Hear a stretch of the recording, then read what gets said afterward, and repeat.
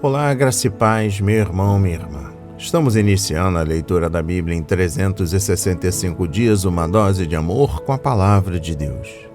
Hoje, no 83º dia, trago para leitura e estudos bíblicos os livros de Números, capítulos 17 e capítulo 18, livro de Salmos, capítulo 69 e o livro 1 de Coríntios, capítulo 5. Tem em mãos um bloco de anotação, caneta ou lápis. A Bíblia é tão importante quanto. A sua leitura diariamente nos traz refrigério para a alma, sabedoria, sobretudo nos aproxima de Deus, fortalecendo assim a nossa fé e esperança. Meu irmão e minha irmã, todos nós temos a necessidade de estarmos em comunhão com Deus diariamente. Comunhão esta através da leitura da Bíblia, ouvir os nossos devocionais diários, orar junto conosco. O mundo está buscando validações por opiniões. Cada um quer viver a sua vontade, a sua verdade. Melhor, vender a sua verdade. Mas nós estamos aqui, Pai, para compreender a sua palavra. E assim, meu Pai, pedimos que o Senhor nos revele a compreensão da sua palavra. Pois o inimigo da cruz, Satanás, não está aqui para roubar os nossos bens, o nosso carro, a nossa casa, nosso apartamento, nosso celular, relógio, as nossas roupas. Ele vem para roubar a semente que está sendo semeada no dia de hoje, as sementes que são semeadas todos os dias. Ele vem para roubar a nossa fé e os propósitos que o Senhor tem para nós. E hoje, através da compreensão da sua palavra, vamos usar todos os recursos que o Senhor tem nos concedido.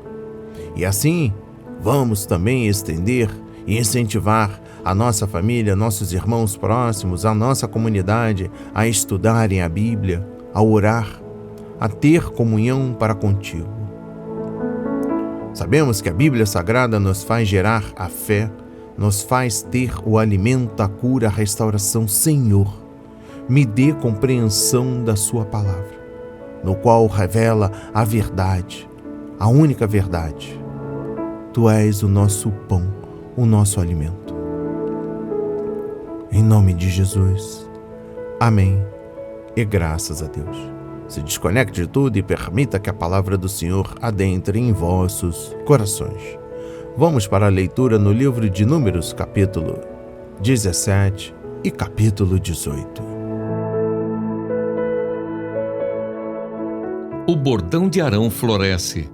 O Senhor disse a Moisés: fale aos filhos de Israel e receba deles bordões, um pela casa de cada pai de todos os seus chefes, segundo as casas de seus pais, isto é, 12 bordões. Escreva o nome de cada um sobre o seu bordão. Porém, o nome de Arão você escreverá sobre o bordão de Levi, porque cada cabeça da casa de seus pais terá um bordão. Ponha esses bordões na tenda do encontro, diante da arca do testemunho, onde eu me encontro com vocês. O bordão do homem que eu escolher, esse florescerá. Assim farei cessar as murmurações que os filhos de Israel proferem contra vocês. Então Moisés falou aos filhos de Israel e todos os seus chefes lhe deram bordões. Cada um lhe deu um, segundo as casas de seus pais, 12 bordões, e entre eles estava o bordão de Arão. Moisés pôs estes bordões diante do Senhor na tenda do testemunho. No dia seguinte, Moisés entrou na tenda do testemunho, e eis que o bordão de Arão pela casa de Levi havia brotado, e tendo feito sair brotos, havia produzido flores e dava amêndoas. Então Moisés trouxe todos os bordões de diante do Senhor a todos os filhos de Israel, e eles olharam, e cada um pegou o seu bordão. O Senhor disse a Moisés: torne a pôr o bordão de Arão diante da arca do testemunho, para que se guarde por sinal para filhos rebeldes. Assim você fará acabar as murmurações que eles proferem contra mim, para que não morram. E Moisés fez assim. Como o Senhor lhe havia ordenado, assim fez. Então os filhos de Israel disseram a Moisés: Eis que vamos morrer. Estamos perdidos. Estamos todos perdidos. Todo aquele que se aproximar do tabernáculo do Senhor morrerá. Será que todos vamos morrer? Deveres e direitos dos sacerdotes. O Senhor disse a Arão: Você, os seus filhos e a casa de seu pai levarão sobre si a iniquidade com relação ao santuário. Você e os seus filhos levarão sobre si a iniquidade com relação ao sacerdócio.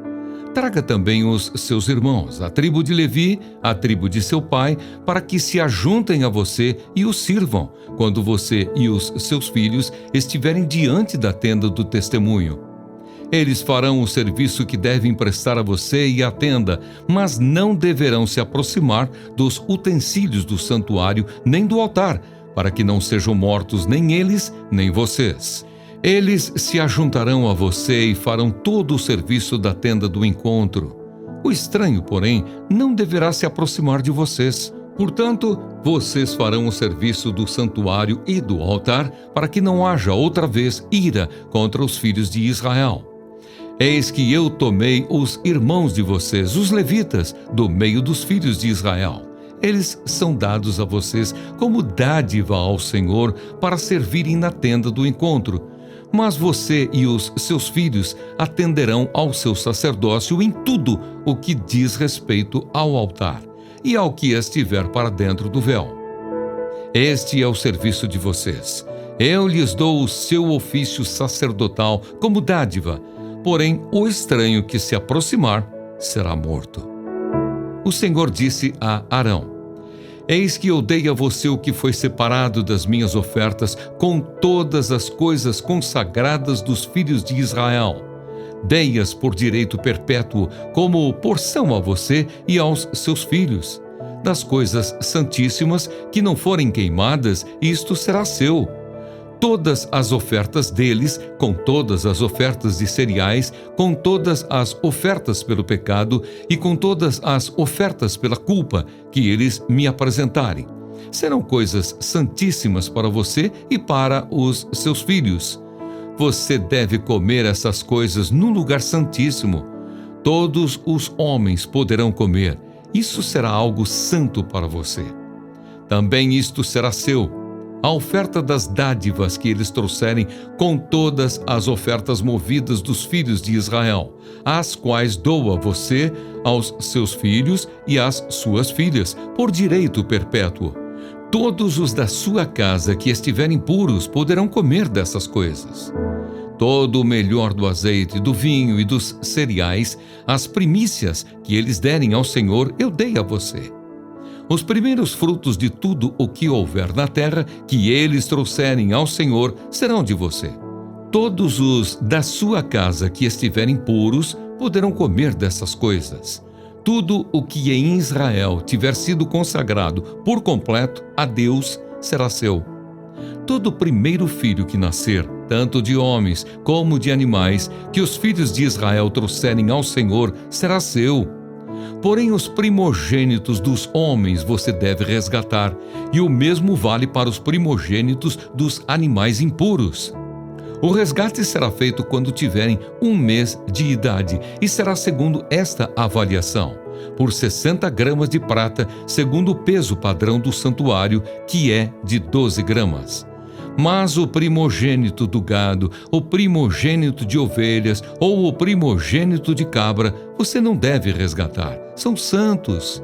Você aspergirá o sangue deles sobre o altar, e a sua gordura você queimará em oferta queimada de aroma agradável ao Senhor.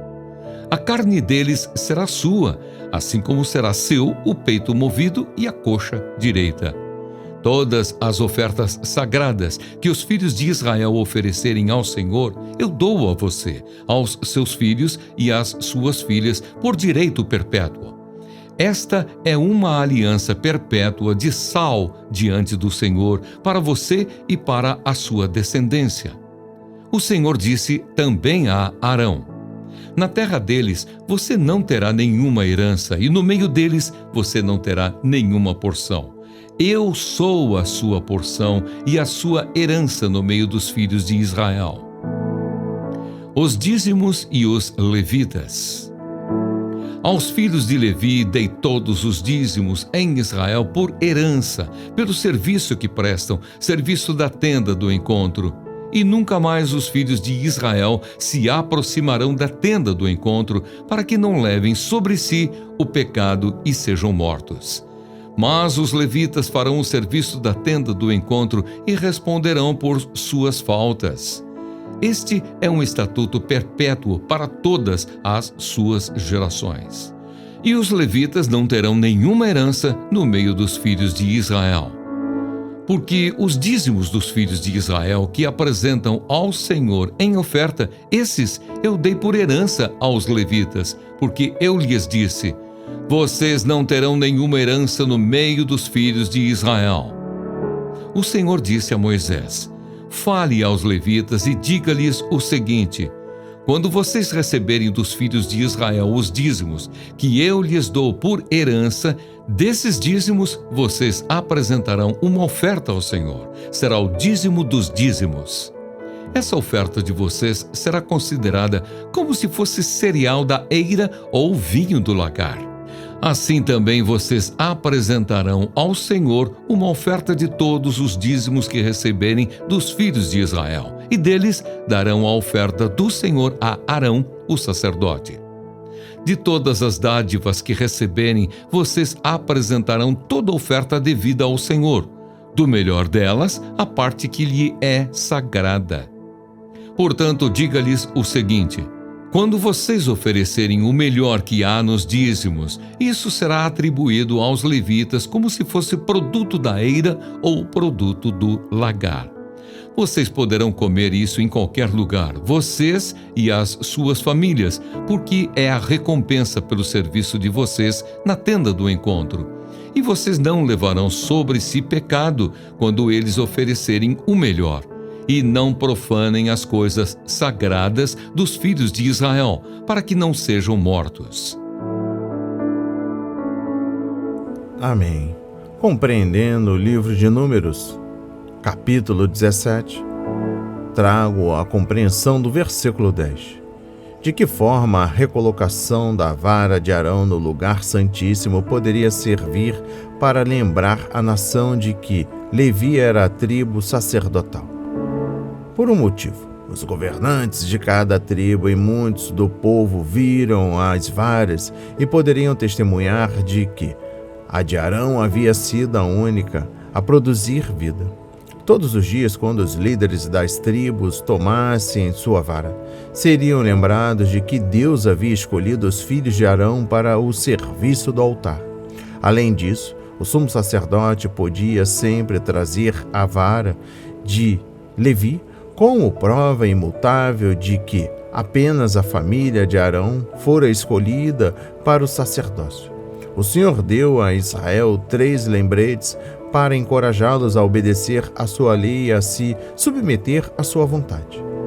As borlas nas vestes.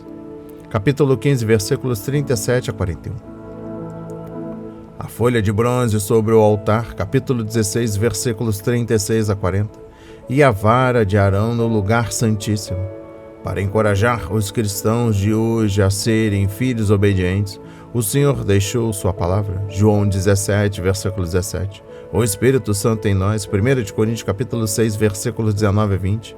A ceia do Senhor para nos lembrar da morte de Cristo e de sua volta prometida. Capítulo 11, versículos 23 a 34, 1 João, capítulo 3, versículos 1 a 3. E o Salvador, que intercede por sua igreja no céu. Romanos 8, versículo 34 e Hebreus 4, versículos 14 a 16. Antes de julgarmos o antigo povo do Senhor, talvez devêssemos examinar nosso coração para ver se temos nos submetido à autoridade da palavra de Deus e aos líderes nomeados por Ele. E eu finalizo a compreensão no capítulo 17 com a exposição bíblica dos versículos 12 e 13. Como de costume, os israelitas enxergaram quando ouviram as notícias e concluíram de quem chegasse perto do tabernáculo pereceria. Eles tinham, pelo menos, medo do julgamento, mas não guardavam um verdadeiro amor de Deus no coração. Todavia, a presença do tabernáculo no acampamento deveria ter sido uma fonte de confiança para os judeus, pois significava que o Senhor estava presente entre eles. O Altíssimo iria guiá-los pelo deserto, derrotar seus inimigos, receber seus sacrifícios e conceder-lhes perdão. Para acalmar seus medos, Moisés, nos 2 capítulos seguintes, explicou o ministério dos sacerdotes e a importância do tabernáculo para o acampamento. Compreendendo o versículo 18, Deus fala expressamente a Arão, versículos 1, 8 e 20, e, consequentemente, elevou ainda mais seu ministério como sumo sacerdote. O Senhor deixou claro que era responsabilidade dos sacerdotes ministrar no tabernáculo e protegê-lo da profanação, e que a dos levitas era auxiliar-lhes em seu ministério. Enquanto os sacerdotes e levitas obedecessem a essa ordem, não haveria julgamento para o povo, conforme versículo 5. Compreendendo o versículo 1, o ministério sacerdotal era um assunto sério, pois, se os sacerdotes não seguissem as orientações de Deus, poderiam morrer. E se permitissem que alguém não autorizado se aproximasse do tabernáculo ou ministrasse lá, Deus também poderia matá-lo. Era perigoso desobedecer aos preceitos rígidos do serviço sacerdotal, mesmo em questões relativas à vestimenta, conforme Êxodo 28, versículos 35, versículos 42 a 43. E aos banhos de purificação, capítulo 30, versículos 17 a 21. Isso porque Deus responsabilizava Arão e seus filhos por crimes cometidos contra o santuário e o sacerdócio. As coisas são firmadas ou se deterioram de acordo com a licença, e Arão era o líder da família sacerdotal. Ele devia prestar contas a Deus pelo que acontecia no santuário. Deus não vive em templos feitos por homens. Atos 7, versículo 48. Mas habita em nosso corpo por seu Espírito Santo. 1 Coríntios, capítulo 6, versículos 19 a 20. E entre seu povo, na assembleia local. Capítulo 3, versículos 16 e 17. Devemos ser cuidadosos no trato com o nosso corpo e com o que fazemos da Igreja de Jesus. Se alguém destruir o santuário de Deus, Deus o destruirá, pois o santuário de Deus, que são vocês, é sagrado. 1 Coríntios, capítulo 3, versículo 17. Exposição bíblica dos versículos 8 a 20. Deus atribuiu aos sacerdotes porções da oferta de cereal, da oferta pelo pecado, da oferta pela culpa e da oferta de comunhão, conforme Levítico 6, versículos 14 e capítulo 7, versículo 38. Assim como o primeiro fruto de cada colheita, Deuteronômio 26, versículos 1 a 11, e os primogênitos dos animais que o povo trazia a eles. Alguns desses alimentos só os sacerdotes podiam comer, mas grande parte deles podia ser partilhada com suas famílias. No entanto, quando alguém da família sacerdotal fosse comer dos sacrifícios dados a Deus, era necessário se purificar cerimonialmente e tratar o alimento com reverência, pois ele havia sido santificado ao ser apresentado a Deus. Exposição bíblica dos versículos 21 a 32.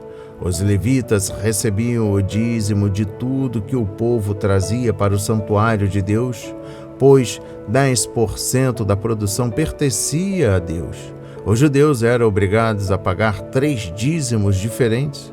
Um dízimo aos levitas, conforme os versículos 21 a 24. Um dízimo comido na presença do Senhor, conforme Deuteronômio 14, versículos 22 a 27. E outro a cada 3 anos, que era dada aos pobres. Levítico 27, versículos 28 a 29.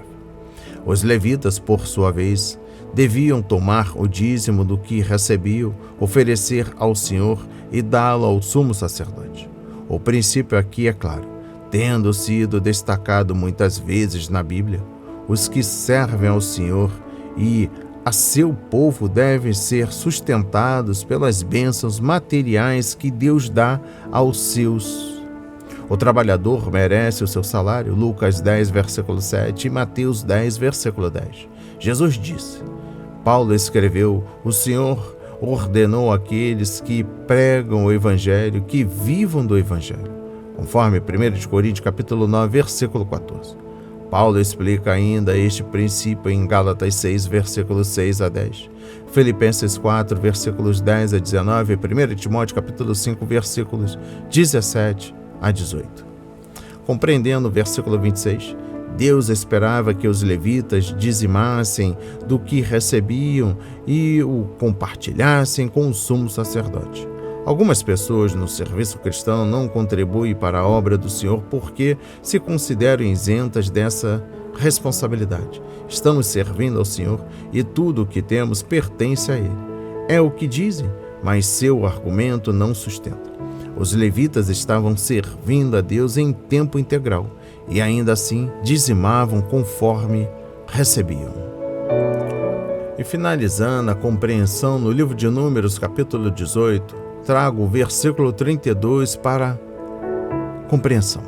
Dizimar não é necessariamente uma prática legalista, pois Abraão e Jacó o fizeram séculos antes da lei ter sido dada. Gênesis 14, versículo 20 e capítulo 28, versículo 22. Se os judeus sob a antiga aliança podiam dar 10% de sua renda, produção, ao Senhor, podem os cristãos sob a nova aliança fazer menos? Para nós, o dízimo é apenas o começo. Se entendermos o significado de 2 Coríntios capítulo 8 e capítulo 9, vamos praticar o dar generosamente e ir muito além do dízimo. Leitura no livro de Salmos, capítulo 69. Um grito de angústia ao mestre de canto, segundo a melodia Os Lírios, de Davi. Salva-me, ó Deus, porque as águas me sobem até a alma. Estou atolado num profundo lamaçal que não dá pé. Entrei em águas profundas e estou sendo arrastado pela correnteza. Estou cansado de clamar e a minha garganta secou. Os meus olhos esmorecem de tanto esperar por meu Deus. Os que sem razão me odeiam são mais numerosos do que os cabelos da minha cabeça. São poderosos os que querem me destruir. Os que, com falsos motivos, são meus inimigos. Por isso tenho de restituir o que não roubei.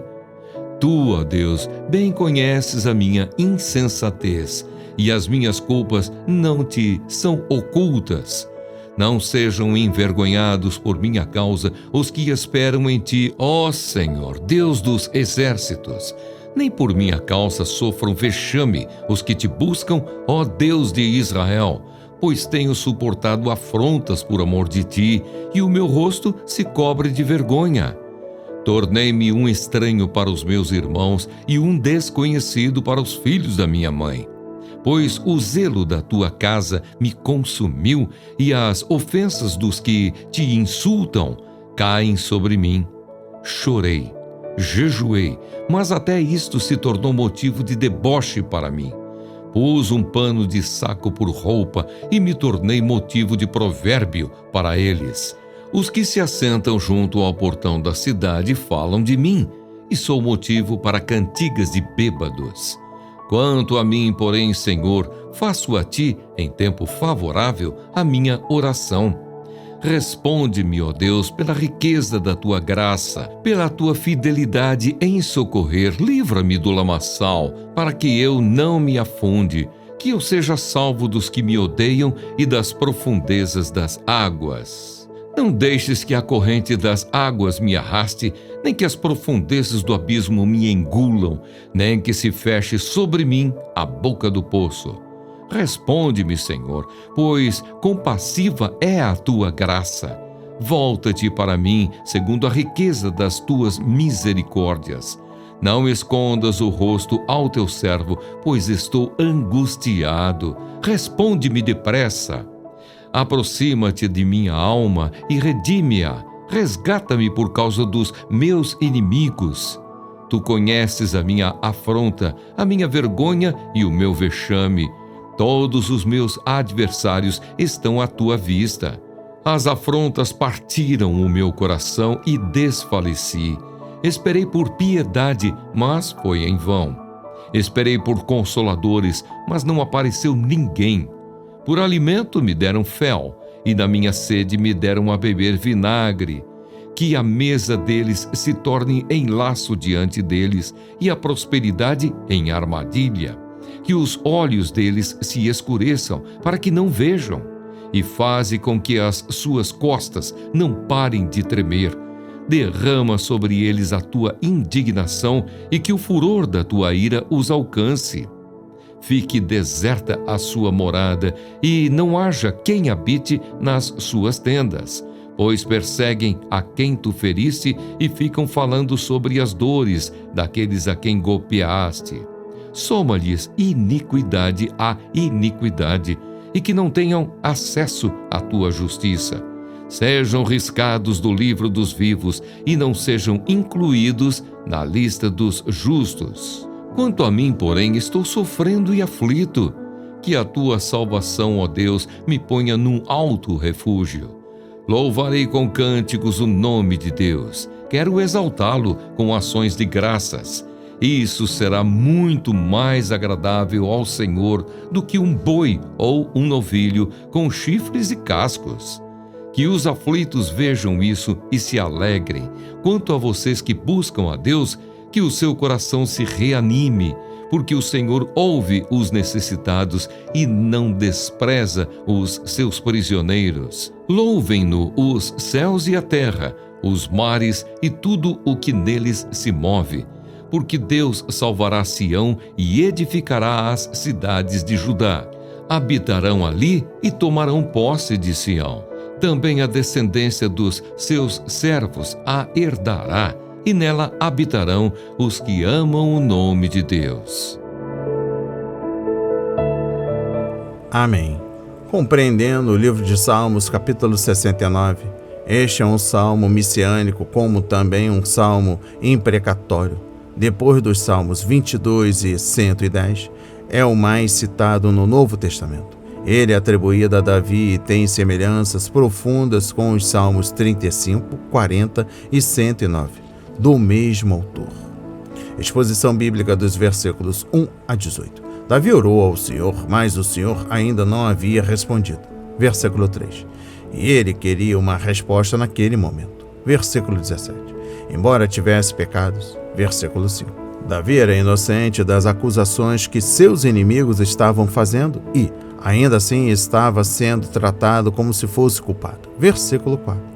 Isso nos faz lembrar nosso Senhor Salvador, que, mesmo sem pecado, foi tratado como um transgressor, conforme Isaías 53, versículo 5 e 6, versículo 9 e versículo 12. Veja também Salmos 35, versículos 11 a 19, capítulo 38, versículo 19, 109, versículo 3, 119, versículo 78, 86 e 161. Jesus citou os Salmos 69, versículo 4, no discurso do cenáculo, João 15, versículo 25. Exposição bíblica dos versículos 1 a 5. O salmista começa pedindo para ser salvo de sua causa e descreve sua situação de perigo usando a metáfora de um homem que está se afogando. Conforme capítulo 18, versículos 4 a 6 e capítulo 30, versículo 1. Exposição bíblica dos versículos 6 a 12. A segunda razão pela qual o salmista ora para ser salvo era por causa do Senhor, porque aqueles que mentiram sobre Davi estavam blasfemando o nome de Deus.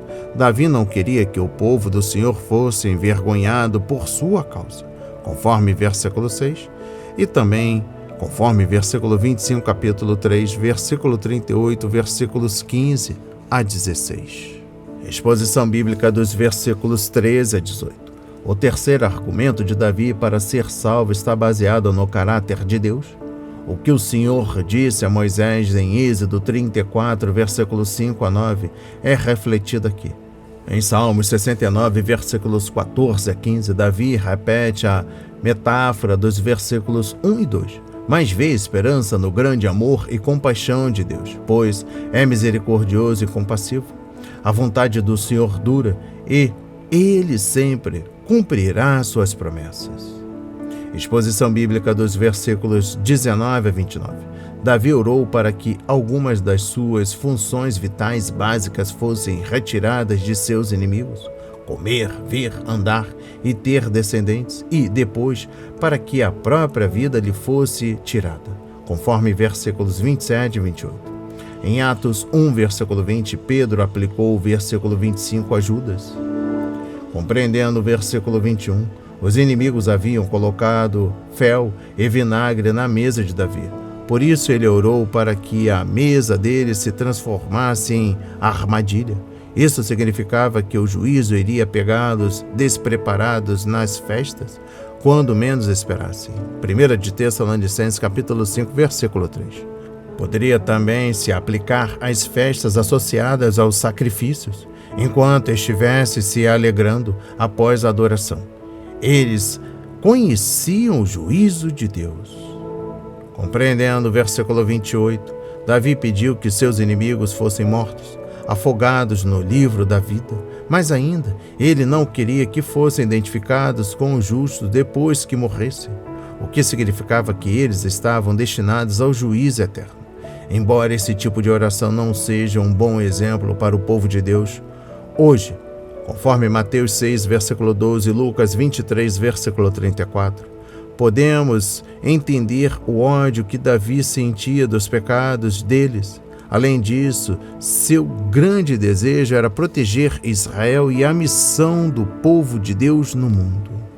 E eu finalizo a compreensão no livro de Salmos, capítulo 69, com a exposição bíblica dos versículos 30 a 36. Talvez esta seja uma promessa que Davi fez ao Senhor e, sem dúvida, ele a cumpriu.